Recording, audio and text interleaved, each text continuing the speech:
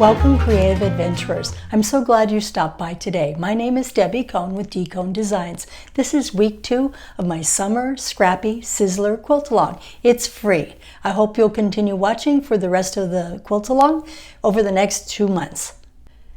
In this week's video, I'll be showing you how to put together a 16 patch block. That's this one right here. You'll see it's pretty quick and easy. You just sew together 2.5 inch squares into a 2 patch, a 4 patch, and then 4 patches. Quick and easy. You'll be making 18 of these blocks. That's why there'll be a 2-week gap between now and our next video. That will give you time to sew up these patchwork blocks. It'll be mindless sewing you can do while you're watching TV or listening to a podcast or music of your choice. If you like this video, please give it a big thumbs up, tell a friend, and subscribe to my YouTube channel. That's the best way you can support my channel. Please leave me a comment if you're sewing along. I'd really love to know. If you're posting on social media, please mark it hashtag Summer Scrappy Sizzler QAL so that I can find it. I'd love to see your creations. Let's get started. In today's video, I'm going to show you 2 different colorways. Up here on my design board, I have the Scrappy Patchwork Multicolor block. I'll also show you the blue and white version as well. In addition, I'm going to show you 2 different ways to make this patchwork block. One is the traditional 2.5 inch squares, piecing them together. The other is strip piecing with jelly roll strips to make it quick and easy. For block number 1, the 16 patch, you'll need just a few tools. Of course, you'll need your usual, the mat, a long ruler, and your rotary cutter. Another helpful, although optional, tool is this 4.5 by 4.5 inch ruler. This happens to be an OmniGrid one, but there are several brands on the market. This will make it easier for you to square up your blocks.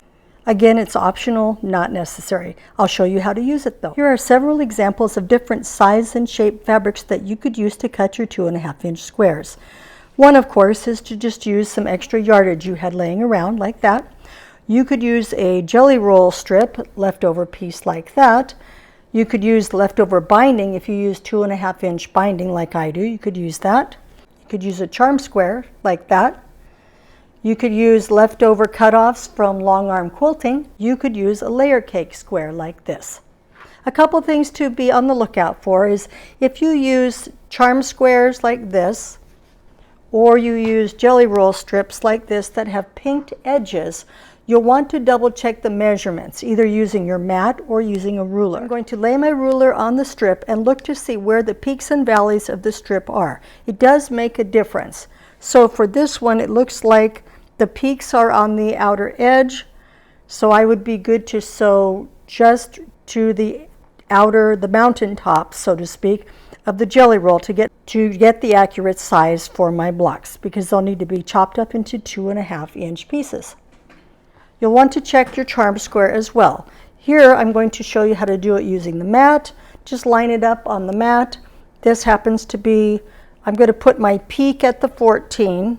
My peak's right on the 14 line right there. And I'm looking over here and you can see it's quite a bit over the 5 inches mark when I count over. So in this case, the manufacturer is measuring the 5 inches from the valleys or the indentations. So from the inside, the valley to the valley would be the 5 inches. And the same for the top and the bottom. That's important when you're cutting this up into 2.5 inch squares. So you can either make a mental note when you're sewing to sew to the valleys whenever you see the pinked edges, or you can chop them off so that your square is exactly 5 inches square, and then cut it into 4 2.5 inch squares. It's up to you which way you do it. Another quick tip to make cutting faster and easier is to use your ruler to help you. Here I have a 5 inch charm square, 5 inches by 5 inches. I'm going to lay my 2.5 inch ruler down like that, lining it up along the edge, checking to make sure it's lined up here as well, and then I'm going to trim. Then I know I've got 2 pieces. I can stack them like this, line them up carefully, lay my ruler down again, lining up both this way and this way, horizontally and vertically, right at the edge, trim, and I have cut 4 2.5 by 2.5 inch squares out of 1 charm. You can do the same thing using your yardage. Lay your ruler down and trim. check the next piece to see if it works.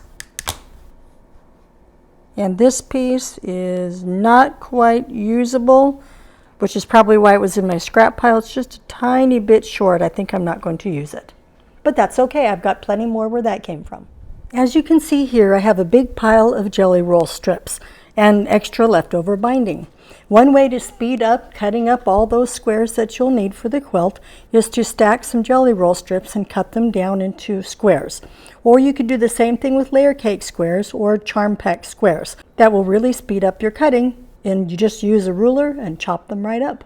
Here you can see I've stacked up several jelly roll strips.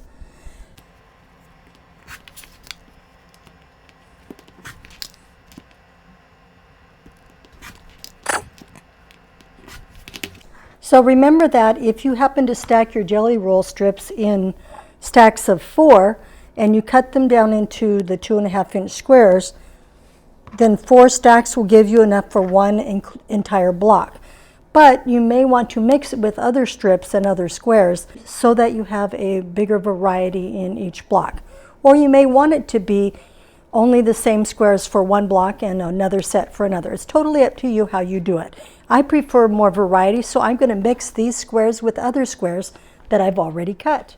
So I'm going to mix and match from my pile, and I'm going to chain piece. You may want to do at least a block's worth, so 16 squares or 8 pairs will get you your four patches for one block. You'll need a total of 18 blocks for the entire quilt of this Scrappy 16 patch.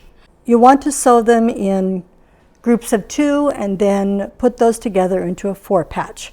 So for example, I'm just going to randomly take this one and this one, put them right sides together, and I'm going to stitch them with a 1/4-inch seam down one side like that. Here you can see I have two patches. I've got this one. I'm going to press the seam going this direction to the left, and I'm going to press this one going to the right. It doesn't matter which direction is first, as long as you press the seams in opposite directions.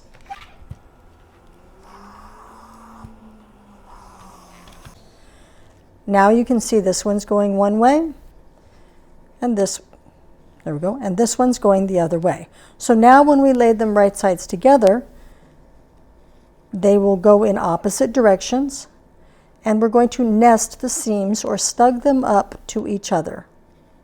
You can feel them kind of notch into place. Then you can pin if you'd like. I probably will. And then we'll be stitching with a 1/4-inch seam along the edge right there to make a 4 patch. As you can see here, I have 4 patches all ready to sew together. Before we sew them, we'll need to press them. In the pattern, I call for you to press the seam open. So the seam that joins the 2 patches, you'll want to press them open.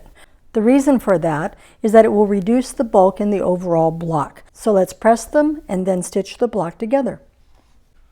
I'm going to move 2 to the side and press these open. First, I'm going to set the seam gently. Then I'm going to finger press to get it started, and then use the nose of the iron to press the seam.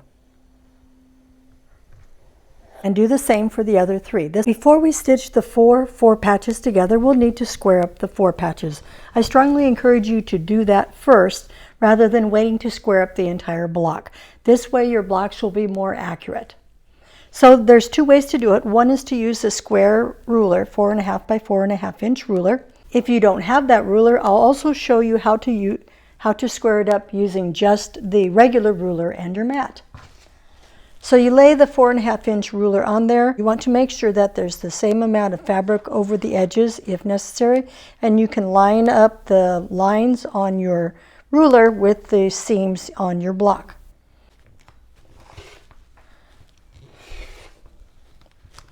Switch hands carefully, hold down firmly.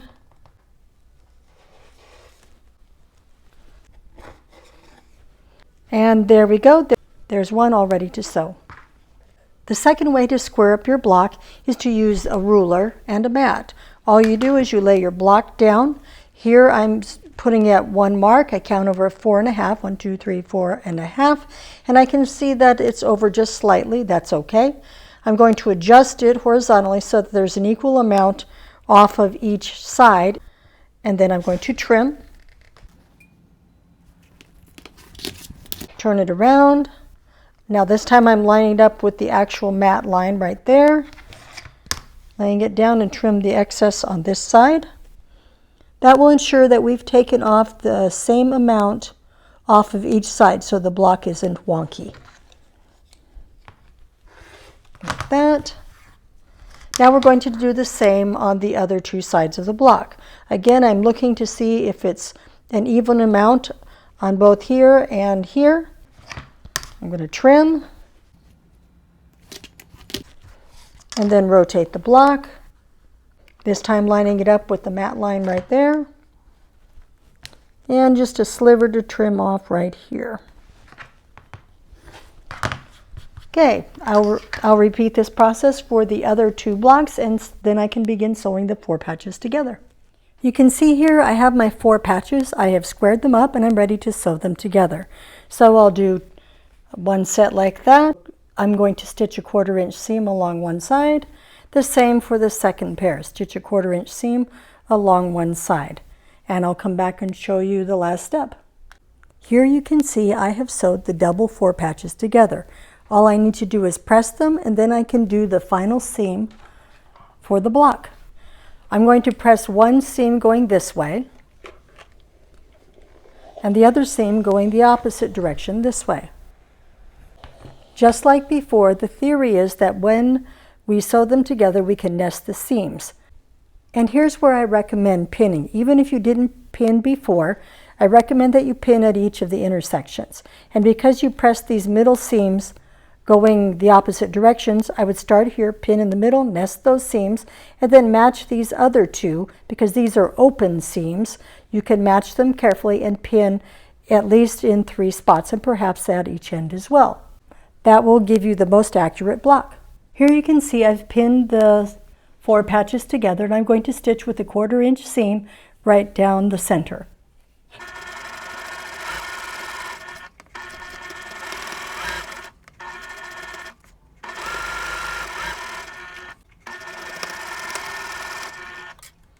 And there you have it. The last thing we need to do is to press the middle seam open, and our block is done. You'll want to repeat that for 17 more blocks.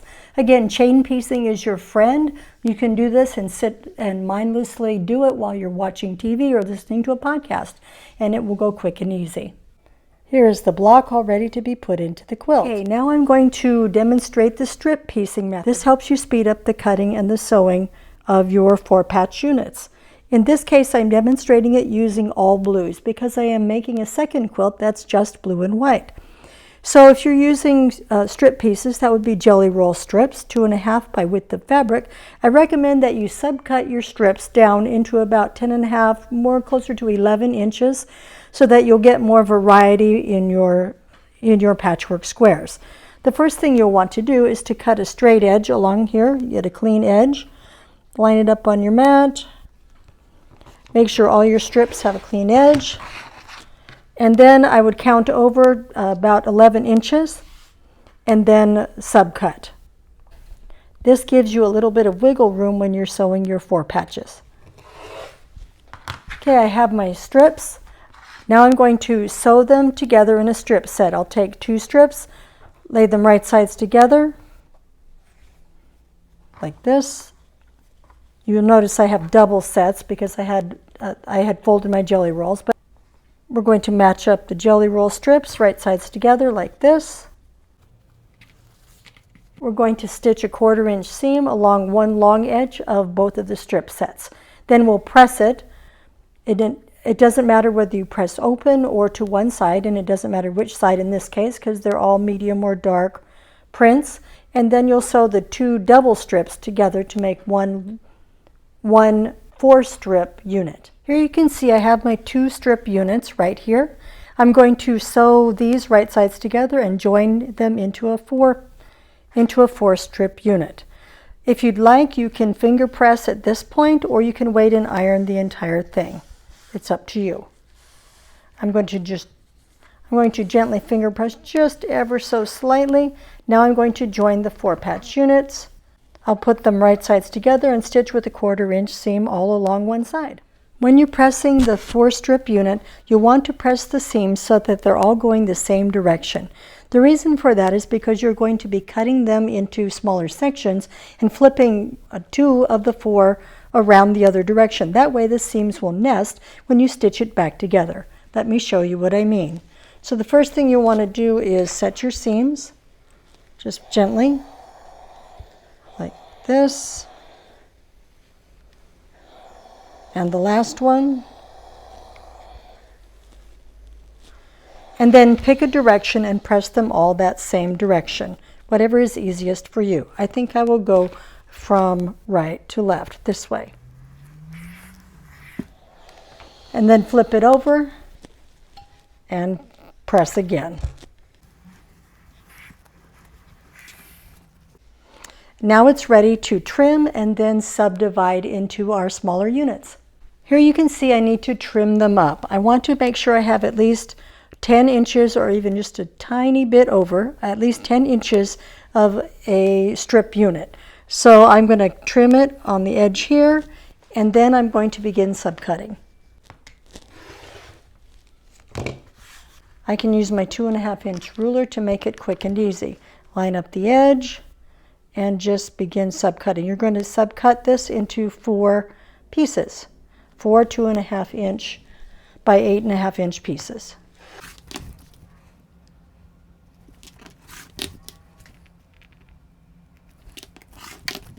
And the last one. I cut the strip set down into 2.5-inch sections. Then I flip every other one, like this. And then when I sew it back together, I have my 4 patches, 4, 4, 4, and 4, all put back together. And you'll have your 8.5 by 8.5-inch block. So I'm going to go ahead and sew them. I'll do one like this. Here I'm definitely going to pin at the intersections, so a 1/4-inch seam down there. The same thing here, pin, 1/4-inch seam, sew this side. Then I'm going to press those seams open, that'll reduce the bulk, and then I'll join the 2 sections together. Here you can see that I've stitched and pressed the units. On the back I've pressed them open, and now I'm going to stitch them together. You can see that because I press them in opposite directions, it'll make it easy to nest the seams. Here's a better look at it right here. You can see I've pressed them in opposite directions so I can easily nest the seams. I will pin at each intersection and then sew together, 1/4-inch seam down the middle, and press the final seam open. Here's the final strip piece version of the block. As you can see, I pressed all the seams, including the middle one, open, and it's all ready to go. The last thing I'll need to do is square it up, but I'm not going to do that right now. Let's compare the 2 blocks. On the left, you can see the strip piece block. In this case, is just blues. On the right-hand side, you have the individual pieced block, 2.5-inch squares, one at a time, and it's multicolored. The advantages to the strip piece are it's much faster and easier and probably a little bit more accurate. But the disadvantage, of course, is that you don't have the opportunity to use up those tiny scraps, and it won't be nearly as varied in colors. The advantages to the individually pieced blocks are you can use up all those tiny scraps. It's easy to use up jelly roll strips, charm packs, and layer cake squares, as well as any other yardage or fat quarters. But it does take longer because you're piecing each square individually. So it's up to you how you want to do it. Keep in mind what you're going for as far as the color variation and your scrap usage. I'm going to do 2 different quilts so that you'll be able to see both. One, of course, is the multicolor version, and the other will be a blue version with white sashing and borders. I hope you enjoyed today's video. Stay tuned for the next video in 2 weeks, where we will tackle our half square triangle blocks.